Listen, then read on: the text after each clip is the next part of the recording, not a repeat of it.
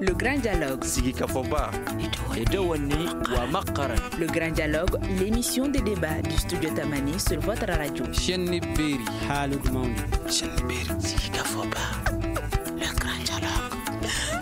Mesdames, Messieurs, bonsoir, bienvenue au Grand Dialogue du Studio Tamani. Aujourd'hui, nous parlons de la recrudescence des attaques.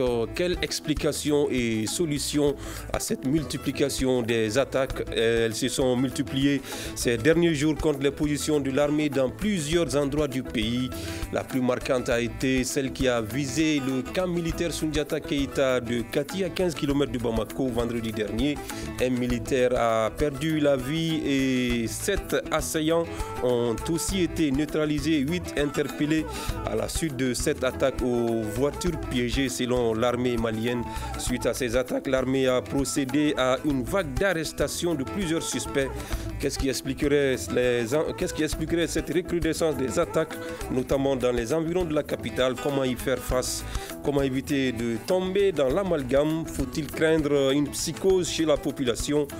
Nous allons tenter de répondre à toutes ces questions et bien d'autres avec nos invités. Dr Yacouba Dogoni, sociologue.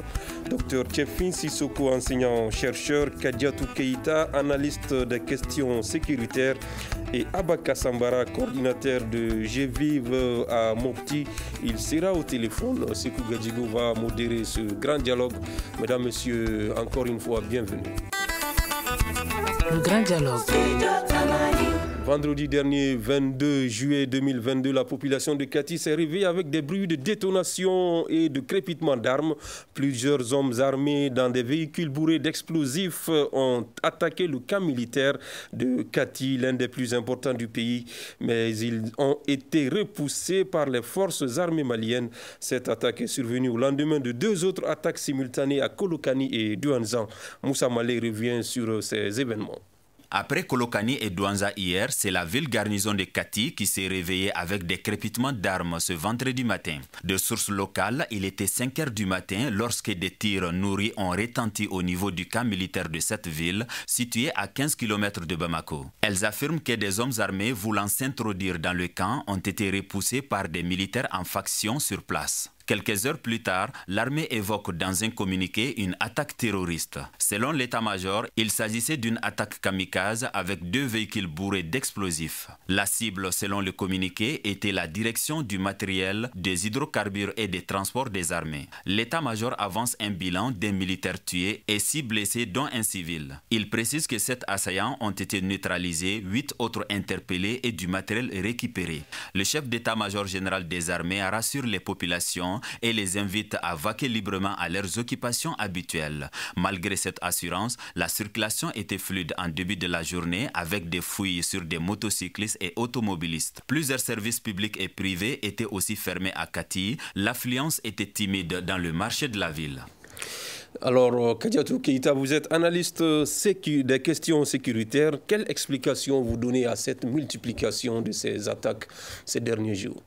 Je pense qu'il y a 2 explications à noter principalement.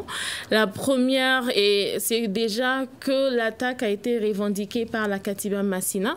Et selon le communiqué de la Katiba Massina, l'attaque visait d'abord à attaquer une cible importante, notoire, un endroit où le président de la République, ou le président par intérim est, ainsi que le ministre de la Défense.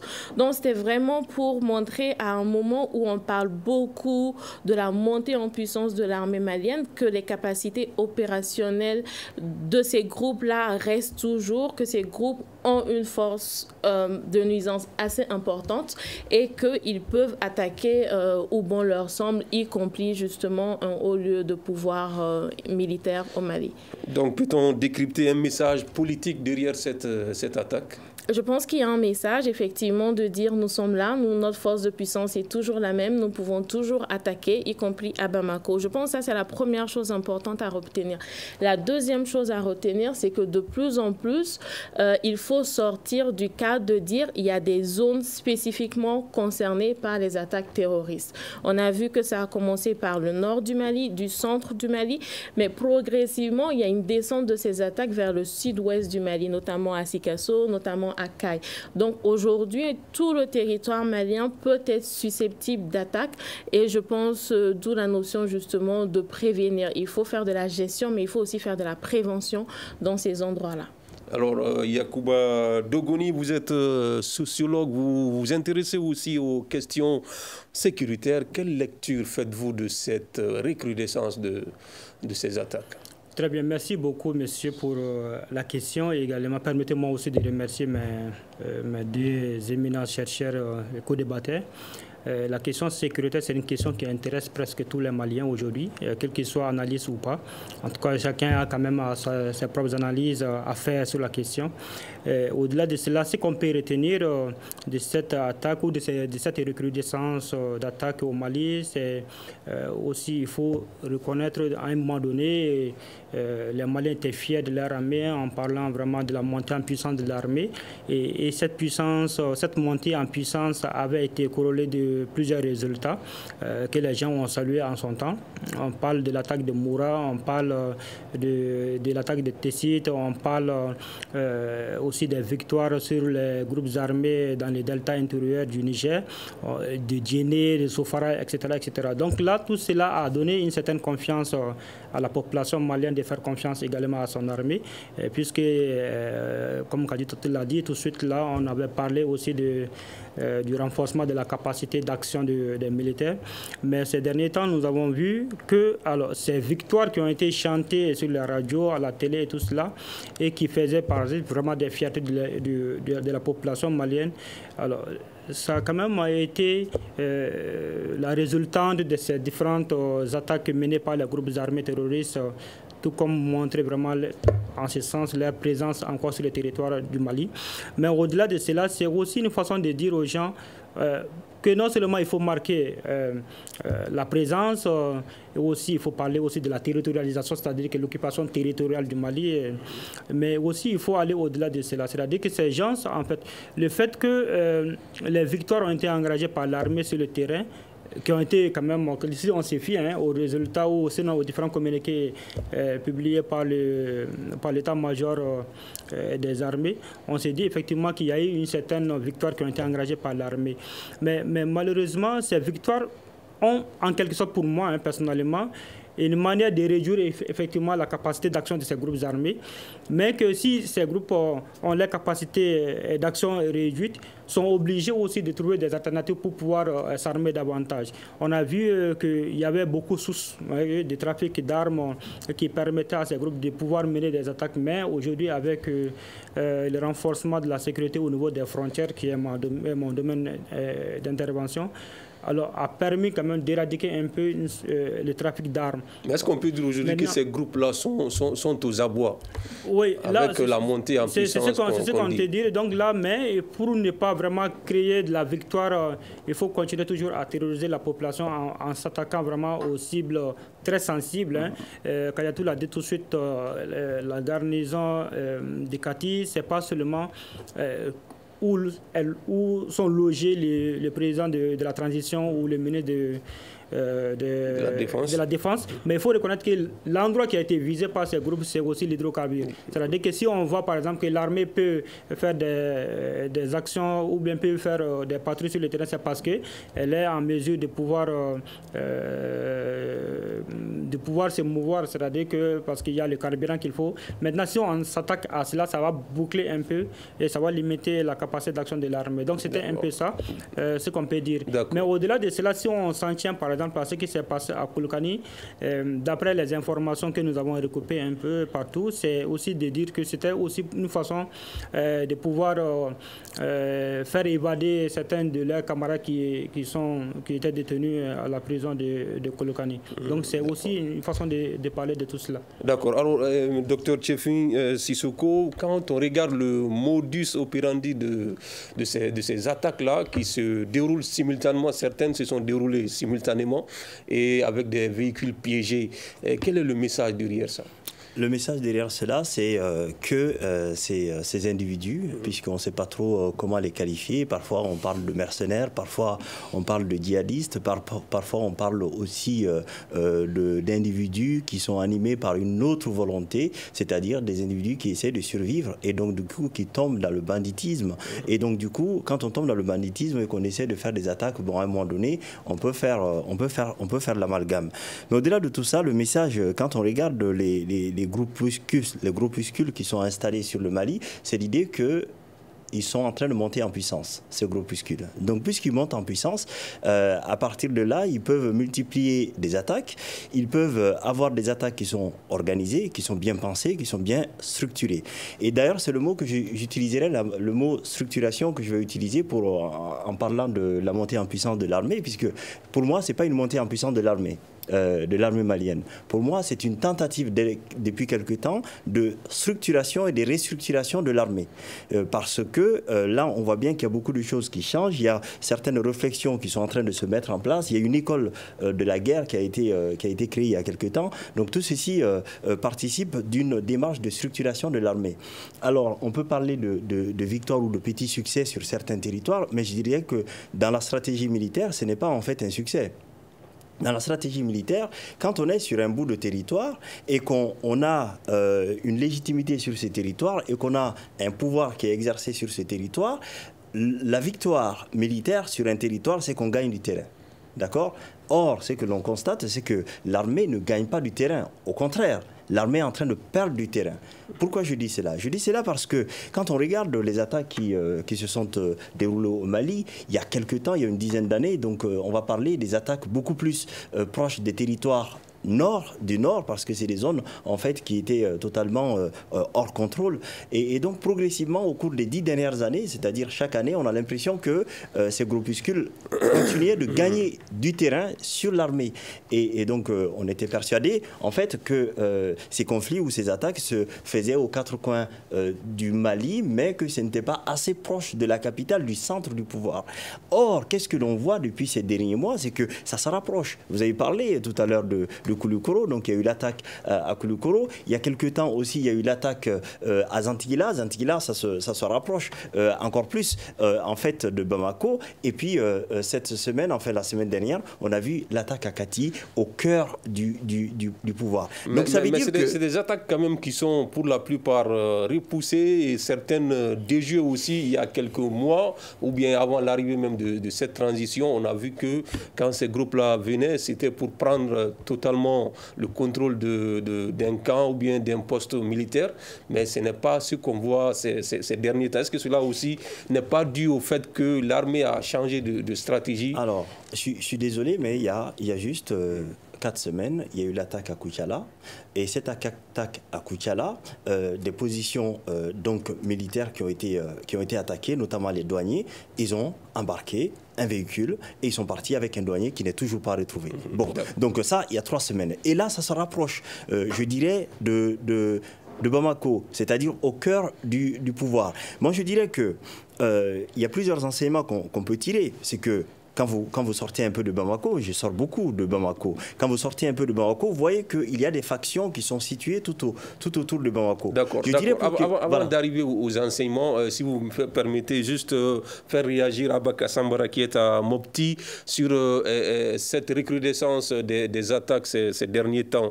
Comment vous l'analysez, M. Kassambara?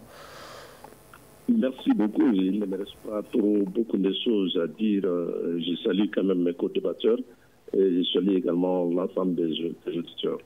Nous inclinons vraiment pieusement sur la mémoire de toutes les victimes civiles et militaires. Et cette recrudescence, vous savez, la montée en puissance, elle est une réalité. Mais la montée en puissance n'est pas suivie des mécanismes de stabilisation dans les zones où l'armée vraiment arrive à opérer. Et Madame avait parlé de Moura. Et là où ils ont vraiment été blessés dans leur amour propre, et ce n'est pas tout le monde qui a été touché. Maintenant, les ténors qui ont pu vraiment échapper se sont regroupés, se sont réorganisés, et aussi, ils ont changé de stratégie. Voilà, maintenant, leur objectif, ce n'était pas de tuer tout un camp, mais quand même de semer la terreur sur tout le monde. Voilà pourquoi ils viennent des groupuscules, 1 ou 2, qui vont s'attaquer à des sites, et les autres sont là tout autour pour faire plus de mal. Et la plus grave, vraiment, de cette situation, je parlerai peut-être dans le développement, c'est la communication. Parce que les gens sont en train d'être leur porte-parole pour pouvoir véhiculer leur message et semer encore de plus de terreur. Allô? Oui. Monsieur Kassambara, allez-y. Oui, d'accord. Comme je le disais, donc ils ont pu quand même se réorganiser et se répartir sur l'ensemble du territoire. Vous savez, ils sont basés peut-être au nord ou bien au centre, mais la facilité de la circulation des biens et des services, tu peux passer avec n'importe comment. Souvent, au poste de contrôle, ce que nous voyons vraiment, ça laisse à désirer. On arrive facilement à contourner un poste de contrôle ou bien le contrôle n'est pas effectué à bon escient. Voilà, c'est ce qui fait qu'ils se rapprochent. Sinon, ils ne sont pas basés à Kati ni à Koulikoro ailleurs. C'est des groupuscules qui viennent mener les actions et partir. Donc là également, il va falloir faire très attention par rapport à ce que le chef d'état-major général a dit, de ne pas vraiment se donner à l'amalgame. Vous savez, c'est une guerre asymétrique et c'est des gens qui peuvent facilement se faufiler dans la population, dans la communauté.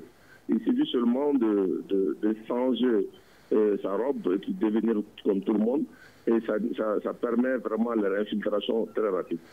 Alors, Kadiatou Keïta, vous êtes analyste des questions sécuritaires. Est-ce que quand on voit le modus operandi, je le disais tantôt, est-ce qu'on ne peut pas dire que ces groupes terroristes veulent désarticuler un peu l'armée qui essaye de s'organiser en menant des opérations dans plusieurs parties du territoire? Quand on voit les attaques de Kolokani, de Douentza, le lendemain, c'est Kati, il y a quelques jours, c'était... Comment on appelle encore, près de Bamako ici, Zantigila. Est-ce qu'on ne peut pas dire qu'ils ont un objectif bien déterminé qui est de désorganiser les forces armées maliennes? En tout cas, l'objectif vraiment, c'est de pouvoir instaurer la terreur et de pouvoir faire en sorte que les gens ont peur de ces groupes-là, de leur capacité de nuisance. Ça, c'est la première chose. Est-ce que l'objectif, c'est aussi de pouvoir faire peur aux forces de défense et de sécurité? Oui, bien sûr, il y a aussi un objectif derrière de pouvoir jouer sur le moral des hommes, encore une fois, de dire nous sommes là, notre force de puissance est toujours là et nous pouvons toujours vous attaquer. Où est-ce que vous êtes? Après, il faut aussi dire que l'attaque notamment de Kati a été quand même, je ne vais pas dire bien gérée, mais que les forces de sécurité et de défense et de sécurité ont essayé de faire de leur mieux pour sécuriser ne serait-ce que la garnison de Kati, ce qui a permis justement de faire en sorte que le bilan soit beaucoup moindre que ce qui aurait été espéré par ces groupes-là. Donc on peut se féliciter de la réaction de nos forces armées face à ces attaques? Alors, je pense que les forces de défense et de sécurité du Mali font de leur mieux, justement, et je pense que la population malienne fait de son mieux également pour soutenir son armée. Après les attaques du terrorisme, que ce soit l'extrémisme violent, ce sont des combats de longue haleine, ce sont des combats difficiles, ce sont des combats qui se font sur la durée. Alors, on peut se féliciter à un moment donné pour s'encourager, pour avoir encore un peu plus de force. Après, il ne faut pas non plus se reposer sur les lauriers et ça, ce serait la chose à ne absolument pas faire parce que la victoire, elle est encore loin de vous. Alors, je veux dire, comparativement aux années précédentes où on voyait de nombreuses victimes dans ces attaques et puis des actes comme la prise des camps, on a vu que durant ces attaques-là, on a l'impression que l'armée n'a pas été prise de court et qu'ils sont parvenus à repousser ces attaques comme ils le disent. Quand je parle de se féliciter, il s'agit de ça. Alors, docteur Yacouba Dogoni, on parle de montée en puissance de l'armée, mais au regard du déroulement de ces attaques, est-ce qu'on ne peut pas se poser des questions sur les services de renseignement aussi? Très bien, c'est une très bonne question, mais avant de répondre à cette question, je voudrais un peu revenir à ce que Dr Tchefin a dit par rapport à la question des 10 années derrière, parce que l'activité terroriste, nous l'avons commencé à suivre depuis 2015 avec Kadiatou, bien sûr, et à cette période, on avait élaboré un certain nombre d'hypothèses qu'on a cherché à confirmer au fur et à mesure.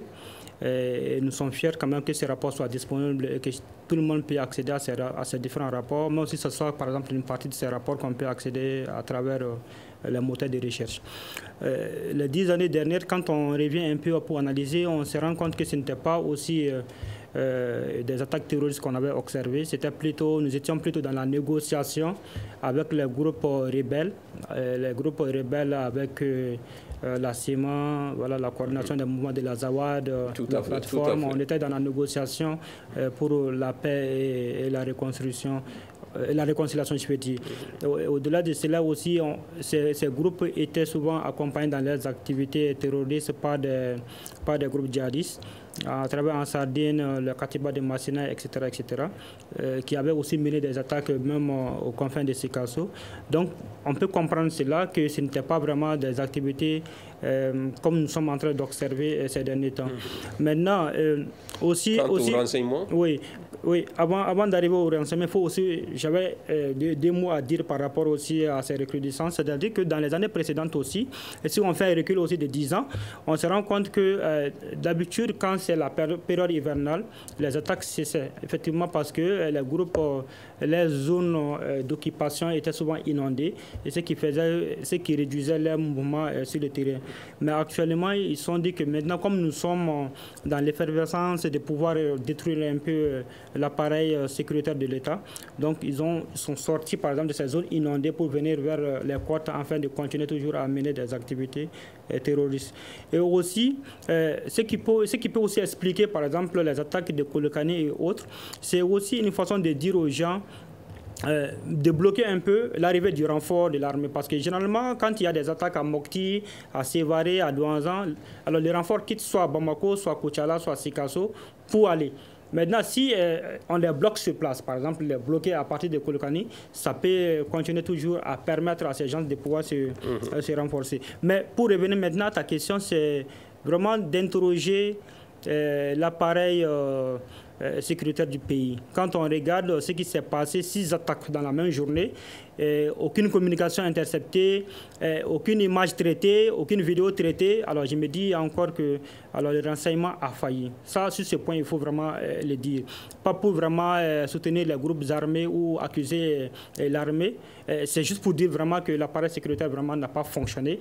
Et on ne pouvait pas comprendre qu'avec un service de renseignement assez efficace, que ces attaques puissent être menées simultanément et aucune action de l'État n'a été vraiment entreprise de façon concrète pour pouvoir éviter, je veux dire, une attaque. Il faut voir par exemple ce qui s'est passé à Ti. Il a fallu que le véhicule soit enfoncé pour que l'armée puisse récupérer, mais ça pouvait aussi se terminer dans un carnage. Donc sur ce point, il faut vraiment reconnaître que le service de renseignement n'a pas très bien joué son rôle. Bon, on pourrait dire que ça a quand même évité. C'est parce qu'il y a eu une vigilance au niveau des camps, sinon ça pouvait aussi terminer de la même manière comme ça s'est passé à Boulkessi, à Ndeleman, etc. D'accord. Alors, docteur Tchefin, est-ce que les services de renseignement peuvent faire mieux, comme le dit docteur Dogoni? Si oui, comment? Alors, est-ce qu'ils peuvent faire mieux? Je dirais que oui, l'une des actions principales des services de renseignement, c'est de pouvoir donner des informations. Nous sommes face à des terroristes, des groupes terroristes, la guerre asymétrique quand même. Donc, ça veut dire donner des informations qui sont fiables. Ça veut dire anticiper un certain nombre de choses, un certain nombre de comportements de ces groupuscules. Ça veut dire aussi prévoir un certain nombre de stratégies. Ils ne sont pas les seuls à développer ces stratégies. Je dirais qu'aujourd'hui, ce qui est essentiel, c'est que quand on parle de restructuration, pardonnez-moi, j'utilise toujours ce mot, restructuration de l'armée, non montée en puissance de l'armée. Quand on parle de restructuration, ça veut dire qu'il faut qu'on ait une stratégie qui permette de mettre en place, et vous l'avez, je crois, vous l'avez pensé, vous ne l'avez pas dit totalement, Kadiatou, c'est l'idée de mettre en place des actions concrètes. Vous dites qu'il ne faut pas dormir sur les lauriers, donc je dirais que c'est des actions concrètes que la population va pouvoir identifier comme étant des actions concrètes face à ce développement, à cette multiplication des attaques. Donc, dans ces actions concrètes, je dirais que les factions qui sont tout autour de Bamako, puisque au moins il faut protéger la capitale pour ensuite gagner du terrain, cela ne veut pas dire qu'on va juste se focaliser sur la capitale et oublier les autres zones, mais la stratégie militaire veut qu'on sécurise un espace et à partir de la sécurisation d'un espace, qu'on gagne du terrain progressivement. Et là, le jour où on va faire cette stratégie et gagner du terrain, je viendrai chez vous et je vous dirai qu'il y a une montée en puissance de l'armée. Donc ça veut dire que les factions autour de Bamako n'ont pas efficacement fonctionné. Parce que s'ils avaient fonctionné, ils allaient filtrer et donc même si c'est difficile, mais en tout cas, les véhicules étaient piégés, donc avec du matériel explosif, pardonnez-moi. Ça ne passe pas comme ça inaperçu. Donc ça veut dire que ces factions, il faut les renforcer, il faut mettre des moyens à leur disposition. Et puis deuxièmement, je dirais que est-ce que vous avez connaissance ici autour de la table d'une action militaire, d'une coordination d'actions militaires qui sillonne Bamako et qui a pour simple action la lutte contre le djihadisme et le développement? On n'en voit pas, on n'en parle pas. Et donc du coup, à un moment donné, il faut faire preuve de pédagogie, que le gouvernement fasse preuve de pédagogie, de nous expliquer ce qu'ils mettent en place concrètement face à cette multiplication des attaques djihadistes. C'est-à-dire que la population, il faut la rassurer, bien sûr que je crois, puisqu'ils sont là, les autorités de la transition, et qui vont mettre les moyens pour combattre cela. Mais ce sont ces moyens qui nous intéressent. Qu'on en parle, bon, il y a certaines choses qui sont stratégiques, mais qu'on parle à la population d'actions concrètes, véritables, qui est mise en place face à cette recrudescence. D'accord, nous allons poser cette question à Abba Kassambara aussi, qui parlait du manque de mécanismes de stabilisation après cette montée en puissance de l'armée. Quand vous parlez de mécanismes de stabilisation, concrètement, que voulez-vous dire? Merci beaucoup. Ce que je veux dire, quand l'armée monte des opérations sur un lieu pour sécuriser la zone, il reste pendant 72 heures, 48 heures après, il quitte le lieu, laissant la population maintenant à eux-mêmes. Après, les gens vont se reconstituer pour revenir contre cette même population. Vous avez vu le cas de Moura. Aujourd'hui, il n'y a aucune âme à Moura. Moura qui était la plus grande agglomération derrière le fleuve. Ils ont tous quitté parce qu'après l'opération de l'armée a quitté et ces gens-là sont venus leur truc. Et il y a autre chose également qui font peur, ces gens-là. Par exemple, parmi les gens qui ont, les suspects qui sont arrêtés, et tu trouveras qu'il y a de véritables acteurs qui sont parmi ceux-ci, mais qui sont libérés après enquête ou autre chose. Et ceux-ci reviennent encore pour reconstituer les équipes et essayer d'aller menacer non seulement la population qui était sur place, et ensuite proposer et planifier d'autres opérations pour aller faire plus de destruction et par d'eux-mêmes dire qu'ils sont vraiment présents sur le terrain. Donc, je reviens, je m'ajoute à eux pour dire que vraiment, du côté renseignement, l'effort doit être fourni. Mais est-ce que la population aide les services de renseignement dans leur travail? Est-ce que la collaboration de la population est là? Oui, la collaboration civilo-militaire, elle est là, mais elle ne peut pas être ouverte. Parce que pour la plupart, même quand vous communiquez, même quand on vous va seulement parler avec les porteurs, après leur départ, on vient te chercher.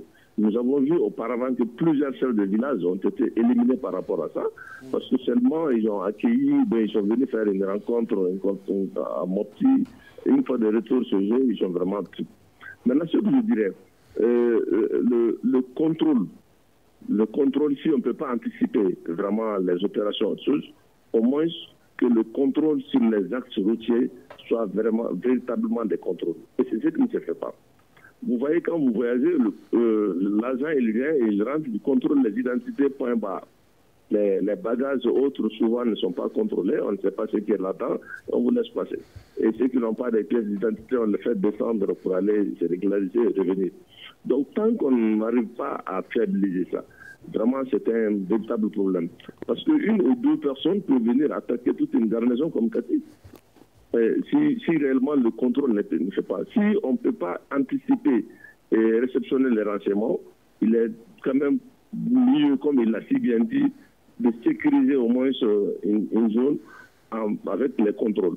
Alors Kadiatou Keïta, il a dit, hein, le contrôle, apparemment c'est le maillon faible de la sécurité. Il n'y a pas assez de contrôle, surtout au niveau des postes frontaliers. Est-ce que vous êtes d'accord avec cela? Et puis comment la population peut apporter son soutien à l'armée? Parce que quand ces gens-là viennent, ils s'infiltrent, ils infiltrent la population, ils se mélangent à la population. Ce n'est pas facile de les reconnaître. Comment la population peut aider les forces armées à les débusquer? Je pense qu'il y a un travail, il y a une coopération de la population, mais il y a aussi des mécanismes à mettre en place pour que cette population se sente en sécurité et puisse dire, voilà, je sais que je peux informer les forces de défense et de sécurité, je sais que je peux informer les autorités et je sais que des actions seront prises face à ça et je sais que ma personne sera aussi protégée. Tant que ces mécanismes, ces moyens ne sont pas en place, on aura beau dire tout ce qu'on voudra, on n'aura pas l'information que l'on voudra d'une certaine population. Pourquoi? Regardez, il y a encore aujourd'hui des parties du territoire malien qui échappent au contrôle des forces de défense et de sécurité. Comment est-ce que vous voulez informer quand vous avez à vivre sous le joug des groupes extrémistes violents? Quand vous savez que toute chose que vous pourrez dire, toute information que vous pourrez remonter aux forces de défense et de sécurité pourrait se retourner contre vous et que vous pourrez y perdre la vie. Ça, c'est un problème déjà à régler. L'autre chose à régler, c'est aussi l'anonymat. Les mécanismes par lesquels les informations transitent, par lesquels on peut arriver à informer le gouvernement, je dis le gouvernement, que ce soit les autorités, que ce soit les forces de défense et de sécurité. Parfois, les communautés ont l'impression que l'information, quand on partage l'information avec les forces de défense et de sécurité, l'anonymat parfois n'est pas protégé et que finalement, soit dans le contexte actuel ou même parce que d'autres personnes ont assisté à la discussion, ça peut poser problème. Donc, je pense que c'est bien beau de dire que la communauté et les populations doivent participer, mais en même temps, il faudra aussi mettre des cadres bien spécifiques pour que cette communauté ou cette population puisse avoir les moyens de le faire. Alors, Dr Yacouba Dogoni, on a vu après l'attaque du camp de Kati, en tout cas une manifestation de soutien de la population aux forces de défense et de sécurité, dans une vidéo même des habitants qui se disent déterminés à aller retrouver ces présumés suspects dans les coins et recoins de la ville. Est-ce qu'avec ça, on ne risque pas de tomber un peu dans l'amalgame si la population se mêle de la danse? Ce n'est pas la première fois que la population de Kati se mobilise pour soutenir l'armée. Vous vous rappelez, en 2012, déjà, elle avait commencé à soutenir l'armée Oui, mais quand elle parle d'aller chercher, retrouver les présumés suspects... J'arrive tout simplement parce que la population de Kati, quand tu le prends, c'est majoritairement composé de parents des militaires ou d'enfants ou d'épouses des militaires. Donc, ce qui fait que Kati est dans cette posture de soutien à l'armée. Mais sur d'autres plans, il faut aussi que, au-delà du soutien que la population apporte à l'armée, il faudra aussi que cette armée se réconcilie avec la population. Parce que vous avez tantôt parlé du contrôle au niveau des postes frontaliers. Là-bas, c'est de la catastrophe, ça, je vais dire ça. Parce que l'agent qui est chargé, par exemple, du contrôle s'occupe beaucoup plus de la date de naissance, date d'expiration de la carte que de l'identité de la personne, en fait. Donc là, il faut vraiment que cette méthode change pour vraiment permettre aux gens de pouvoir évacuer librement aussi à leurs occupations et de pouvoir circuler librement aussi. Parce que dans la plupart des cas, quand on est dans un véhicule, par exemple un bus, déjà ton voisin, tu le sens avec des outils, mais au lieu qu'on t'aide dans cela. Une fois que vous, Kadiatou l'a bien dit, quand on essaie maintenant de dénoncer la personne, immédiatement vous êtes exposé. Vous vous rappelez de ce qui s'est passé à Fakola, lorsque la population a informé de l'arrivée des groupes djihadistes dans la zone. Immédiatement, c'est cette population qui a été utilisée comme l'instrument de communication par l'armée. Et finalement, beaucoup se sont retrouvés entre les balles de ces groupes armés juste après le départ de l'armée. Donc, ce sont des choses qu'il faut aussi dire. Maintenant, ce qui est sûr, l'amalgame, on ne peut pas l'éviter dans ces contextes bien précis. Mais il faudra vraiment que le bon jugement soit rendu. En fait, les gens qu'on rentre, qu'on arrête, souvent, ce sont des gens qui ont peut-être participé à un moment donné à des activités terroristes, mais il faut vraiment qu'une enquête puisse établir concrètement cette participation à des activités terroristes. Maintenant, au-delà de cela, il ne faudra pas vraiment qu'on tombe dans l'auto-jugement, c'est-à-dire que la population se rende justice elle-même, alors qu'il y a vraiment des appareils judiciaires qui sont mis en place et qui sont plus efficaces à juger vraiment telle ou telle personne par rapport à ses activités. Donc, c'est ce que moi je peux dire par rapport à cette question. D'accord. Oui. Docteur Tchefin Sissoko, on a vu que c'est des attaques kamikazes, hein, celles de Kati, de Kolokani et d'Uenzan, qu'on ne voyait pas depuis un moment. Qu'est-ce que ça peut avoir comme impact sur le plan psychologique, sur les populations? Mais ça montre bien que ce sont des individus qui sont aujourd'hui déterminés à aller au bout en fait de l'action et aller au bout en fait de cette guerre idéologique, puisqu'on peut parler de guerre idéologique. Et on voit bien que ça cache l'idée, puisque c'est une voiture bélier, est-ce que ce sont des kamikazes? Je ne suis pas sûr que les individus voulait se faire sauter avec. Ça, il y a un bénéfice, je dirais qu'il y a un bénéfice du doute là-dessus, puisqu'on ne l'a pas vu encore. Aucun djihadiste aujourd'hui au Mali, on n'a pas vu armé de ceintures explosives qui sont allés du coup s'exploser avec les populations. Donc, selon l'armée, il y avait des kamikazes dans les véhicules, dans les 2 véhicules. Bon, alors, ça, c'est une déclaration, en fait, qui a été annoncée, mais c'est la première fois qu'on le voit. Donc, le sociologue que je suis aussi va voir ça comme un élément curieux. Il ne va pas en faire une généralité. En tout cas, c'est un élément curieux qui montre bien que là, il y a une volonté, en fait. Puis, s'attaquer aussi à Kati, où il y a plusieurs détachements militaires. C'est quand même, je crois, c'est une force de conviction qui est importante. Au-delà de tout ça, moi, je pense qu'aujourd'hui, quand on assiste à cela, c'est parce que aussi, en face, il n'y a pas véritablement de stratégie qui permette de les contenir, qui permette de les repousser efficacement. J'entends bien. Il y a des stratégies qui sont développées. Il y a une volonté, en fait, qui est affichée aussi. Mais cette volonté affichée et cette ambition ne détermine pas totalement la solution, puisqu'il faut trouver des solutions. Et l'idée qui consiste... Quelles peuvent être ces solutions? Moi, je dirais que, c'est très simple. Il faut renforcer les mesures de filtres et de barrières autour de Bamako pour renforcer la sécurité au sein de ce territoire et gagner du territoire par la suite. Ça, c'est la première chose qu'il faut faire immédiatement. Et deuxièmement, je dirais qu'il faut qu'on développe une force. Une force qui serait composée de différents corps armés, qui serait composée par la police aussi, et qui permet, je dirais, d'avoir comme principale préoccupation la lutte contre ce type de terrorisme. Qui n'a rien à voir avec les forces antiterroristes, les forces spéciales. Ces forces antiterroristes, ces forces spéciales qui existent, il faut une autre force qui sillonne Bamako aussi et différents territoires et qui aura pour principale mission cela. Non pas le contrôle des cartes d'identité, etc. Ou le contrôle des plaques d'immatriculation parce qu'il faut gagner un peu d'argent. Non, il faut éviter cela. Donc ça, c'est la deuxième chose. Et je dirais la troisième chose qui est la plus importante, l'une des plus importantes aussi, c'est que quand on combat quelqu'un, il faut savoir qui est son ennemi. On ne sait pas encore qui est notre ennemi, en fait. Et à partir du moment où on ne sait pas totalement qui est l'ennemi, ces attaques peuvent être revendiquées par certains groupuscules. Donc, il faut réussir, par les services de renseignement, à identifier cet ennemi. Et à partir du moment où on identifie l'ennemi, on peut avoir des actions organisées, en synergie, et qui peut associer la population. Puisque l'amalgame est très vite fait. C'est-à-dire qu'aujourd'hui, quand on dit, tiens, ce sont les Peuls, eh bien, on attaque les Peuls. Si ce sont les Dogons, on attaque les Dogons. Si ce sont les Soraï, on attaque les Soraï. Donc, à un moment donné, il faut qu'on évite ce type d'amalgame. Éviter ce type d'amalgame, ça veut dire qu'il faut réussir à identifier qui est notre ennemi.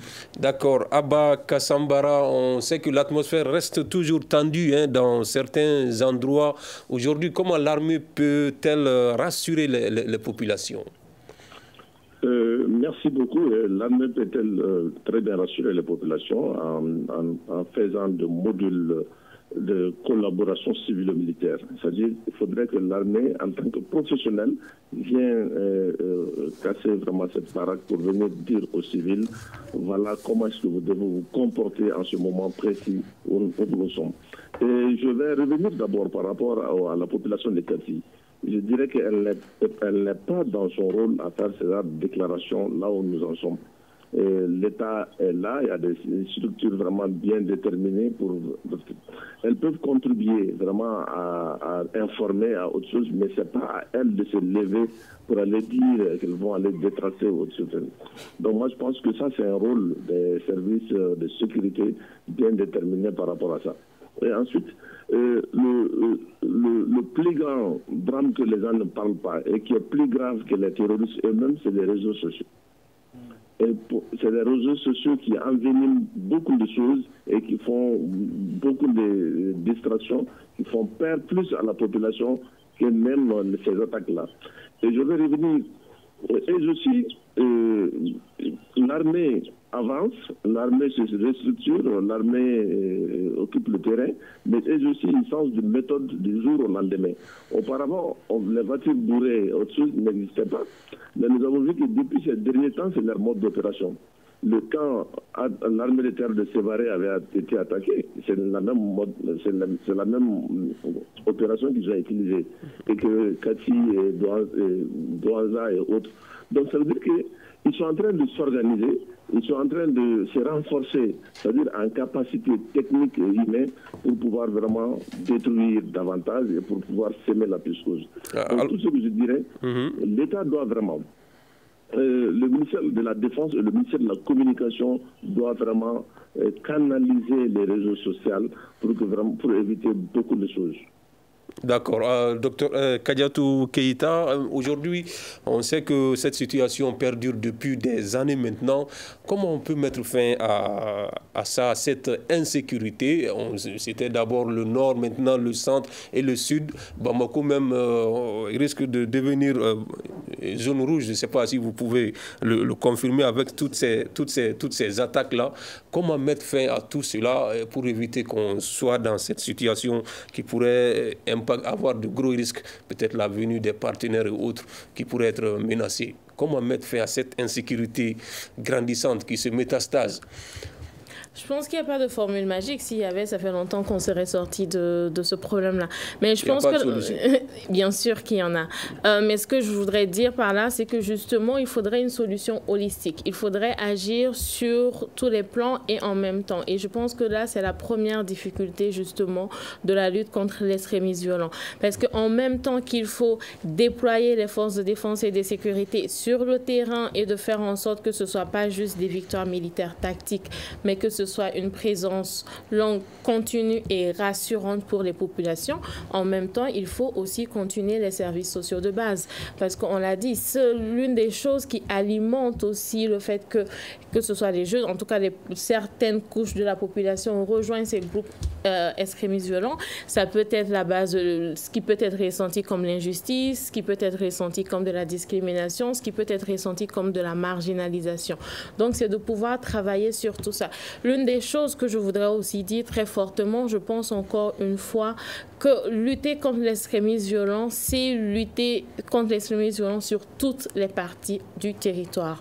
Parce que l'une des choses, jusqu'à présent, ce qu'on a fait, c'est une lutte très compartimentée, très séquentielle, très par zone. Avant, on a dit oui, c'est le nord du Mali. Après le nord du Mali, on est passé au centre du Mali.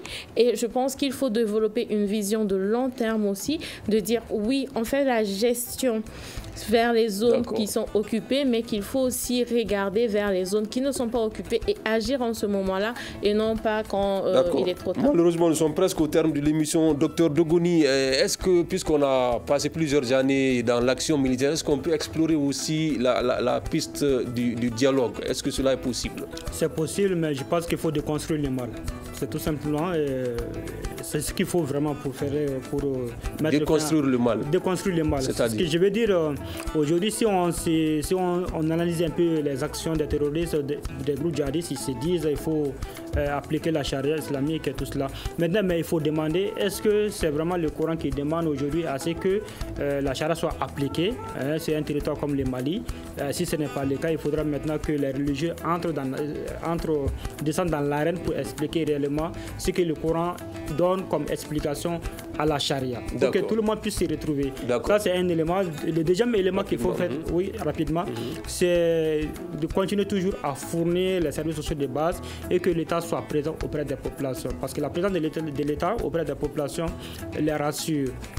Et ça permet vraiment de continuer toujours à sécuriser l'État autour des populations. Docteur Tchefin, en 2 mots, le dialogue est-il possible avec des gens qui demandent l'application stricte de la charia? En fait, il faut, par la voie de la diplomatie, il faut réussir à dialoguer avec ces individus. Il faut réussir à trouver un compromis et en même temps, il faut continuer, je dirais, il faut poursuivre la structuration de l'armée pour qu'on soit plus forte, pour qu'on ait une armée beaucoup plus forte, encore plus forte et qui réussira à repousser tous ces individus qui ne veulent pas du bien. Donc en fait, il faut jouer sur les 2 tableaux. C'est-à-dire que la lutte contre le terrorisme, ce n'est pas de la littérature seulement, ça peut y être, mais c'est des actions concrètes qui sont posées sur le terrain. D'accord. Abba Kassambara, est-ce que le dialogue peut être exploré maintenant? Le dialogue peut très bien être exploré et que le Mali a également beaucoup d'atouts par rapport à ça, mais l'interlocuteur est très important. Je vais demander, ça c'est une recommandation même que je vais faire au ministère de la Réconciliation et au-dessus, les 500 imams qui ont été formés par l'État malien peuvent être à profit pour aller parler parce qu'ils pourront parler le même langage et dire ce que le Coran a dit et essayer de les convaincre de les ramener à la région. Donc, vraiment, je pense que c'est un outil que l'État peut mettre en œuvre pour pouvoir mettre comme interlocuteur direct avec ces éléments-là. D'accord. En résumé, mettre les érudits à contribution. Alors, c'est ce qui va mettre fin à ce grand dialogue d'aujourd'hui qui parlait de la recrudescence des attaques contre les positions de l'armée. Quelle explication et solution? Pour en parler, nous recevions Kadiatou Keïta, analyste des questions sécuritaires, Dr Yacouba Dogoni, il est sociologue, Dr Tchefin Sissoko, enseignant-chercheur, et Abba Kassambara qui était au téléphone depuis Mopti, coordinateur de l'ONG G-Vive. Sekou Gadjigou a présenté cette émission, mise en onde par Gagny Kanté, régie vidéo Salim Diouara. Merci à tous et à toutes et à demain. Le Grand Dialogue. Le Grand Dialogue, l'émission des débats du studio Tamani sur votre radio.